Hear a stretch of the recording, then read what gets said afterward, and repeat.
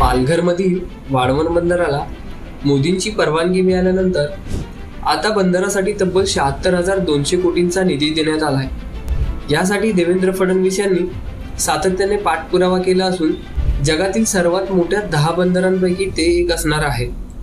महाराष्ट्राचा पुढील 20 वर्षांचा विकास निश्चित करणारे हे पोर्ट ठरेल, असा विश्वास फडणवीस यांनी व्यक्त केला होता। या बंदरामुळे पालघरमध्ये मोठ्या प्रमाणात रोजगार निर्मिती होईल।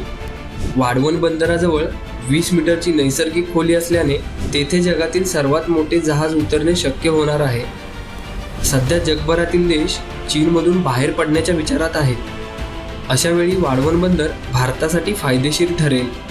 भारतात येणाऱ्या मालवाहू जहाजांना अगोदर कोलंबो किंवा सिंगापूर येथे माल उतरवून पुन्हा लहान जहाजांच्या मदतीने भारतात आणावा लागतो। ती समस्या वाढवण बंदरामुळे कायमची मिटेल। त्यामुळेच वाढवण बंदर हे देशाबरोबर महाराष्ट्रासाठी गेम चेंजर ठरणार आहे।